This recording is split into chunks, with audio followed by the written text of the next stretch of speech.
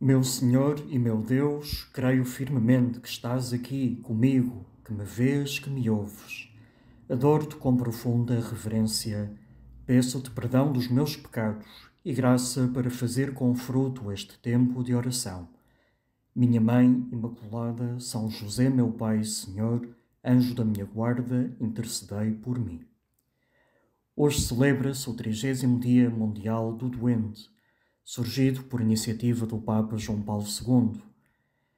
Não pensava meditar neste momento sobre o porquê da doença, do sofrimento que ela causa.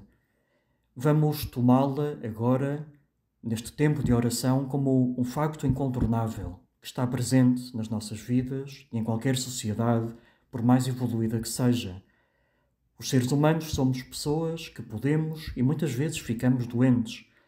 E temos à nossa volta muitas pessoas neste momento que estão doentes. O que vamos fazer com essa doença? O que vou fazer com a minha doença quando estiver doente? O que vou fazer em relação à doença dos outros? Que atitude hei de tomar? Como devo reagir?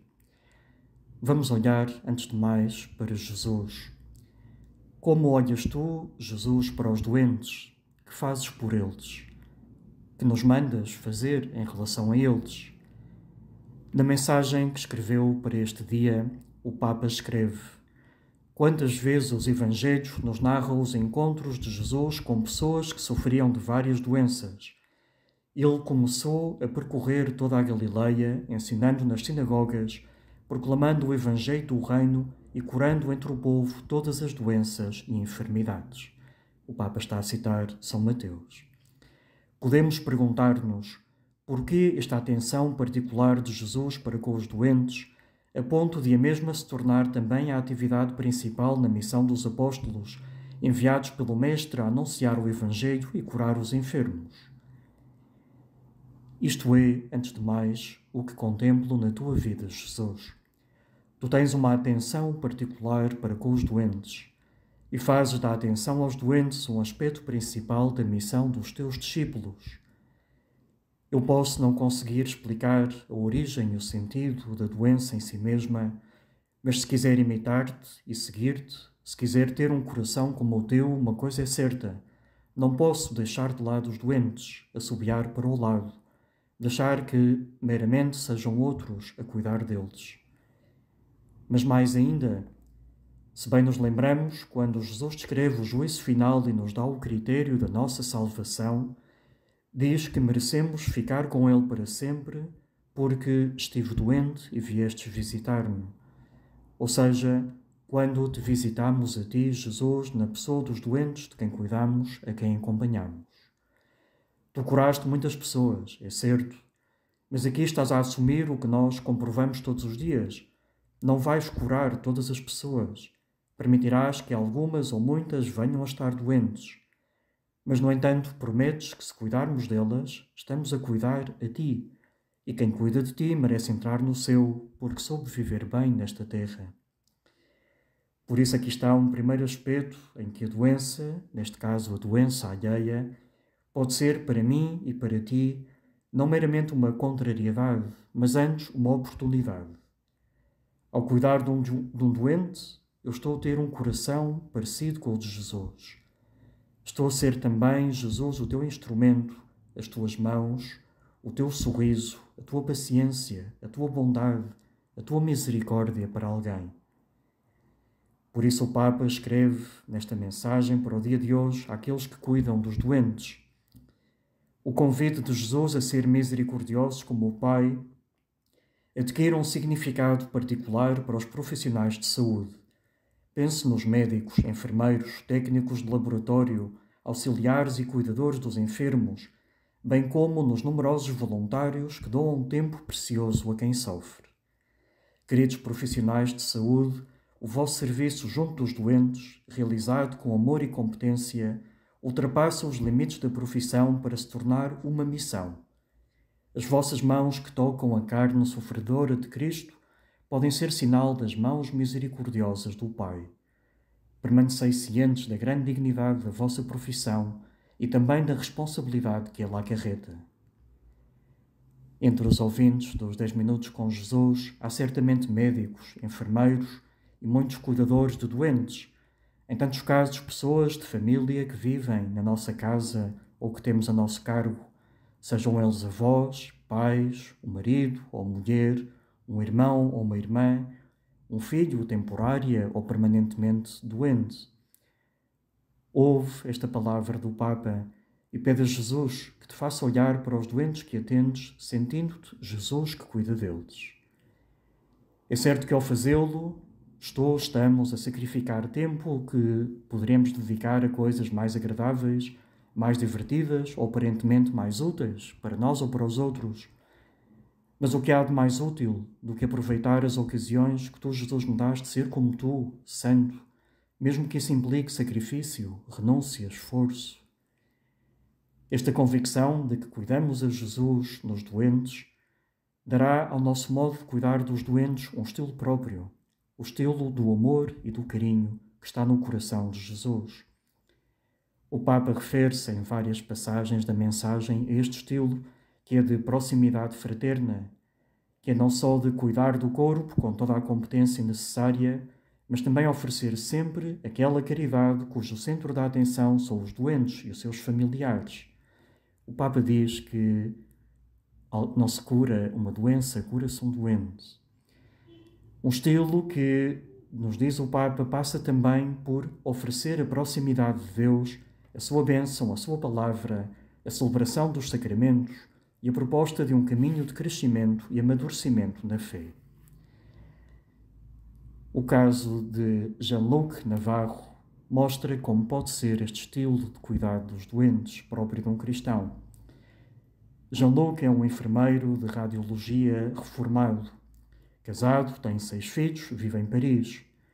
Para ele, rezar é o primeiro passo da missão apostólica do cristão, para depois passar ao cuidado delicado de cada um, em especial dos doentes que atende como voluntário. O meu modo de me aproximar da pessoa que sofre é colocar-me fisicamente de joelhos diante dela. Há doentes que chegam muito cansados em cadeira de rodas. Aproximo-me dele e pergunto-lhe se pode levantar os pés, e ajoelho-me perante ele para remover as placas que suportam os pés na sua cadeira de rodas. E então ajudo-o a pôr o pé no chão e digo-lhe que o vou ajudar a levantar-se. Como não está acostumado a tanto cuidado, olha-me. Já desde o primeiro momento que nos conhecemos, somos amigos. Essa pessoa olha-me com carinho, eu olho-a com carinho e conhecemos-nos os dois. E quando volta, pois dirá a Jean-Luc, a relação já será diferente e haverá confiança. E alguma vez perguntar-lhe-á porque não reza também. E convido-o a rezar. Talvez essa pessoa lhe tenha dito, algumas pessoas lhe disseram, não sei rezar. Pois olha, podes fazer assim, podes fazer assado. Então, e quando sou eu quem está doente, ou sou eu que sou doente, de forma mais transitória ou permanente, que posso fazer com isto, Jesus? É bom lembrar-me que, nessa condição, eu estou a ser uma ocasião de misericórdia para os outros. Não sou um peso, um fardo, não sou inútil, nada disso. Sou um tesouro, um autêntico tesouro. Uma ocasião para que os outros sejam misericordiosos, sejam como Deus. Sem exagerar, é claro.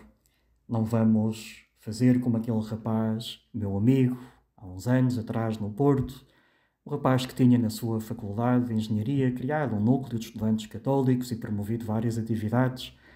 E quando estava no encontro de universitários com o bispo do Porto, da altura, que em paz descanse, o bispo que tinha ouvido falar dele, disse-lhe, quando ele lhe fez uma pergunta, pois olha, tu és uma bênção de Deus.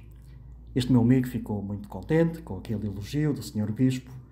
Quando estava em casa, à noite, a mãe pediu-lhe ajuda para pôr a mesa. Ao que ele respondeu, não vais pedir uma bênção de Deus para pôr a mesa. Queria aproveitar-se desse elogio e dessa condição de fazer coisas boas pelos outros para um mau motivo, uma má finalidade. Pois, ao estar doente, nós obviamente não o faremos de propósito para dar trabalho, mas devemos esforçar-nos por facilitar o trabalho daqueles que cuidam de nós, em casa, no hospital, num centro de dia, sendo agradecidos, evitando caprichos excessivos, não dando mais trabalho do que o razoável, procurando não ceder à irritação ou ao mau humor que se pode apoderar de nós ao sentirmos-nos limitados, frágeis, sem capacidades que noutra altura já tivemos. Por outro lado, muitas pessoas são conscientes de que a doença, mesmo a doença grave, porque passaram em alguma altura da vida ou porque passam agora, lhes ensinou coisas muito importantes para a vida. Foi o caso da Daniela Martins, de 33 anos, que lutou contra um linfoma em 2014 e contava, numa entrevista, há uns tempos, a sua experiência. O que a doença trouxe à minha vida?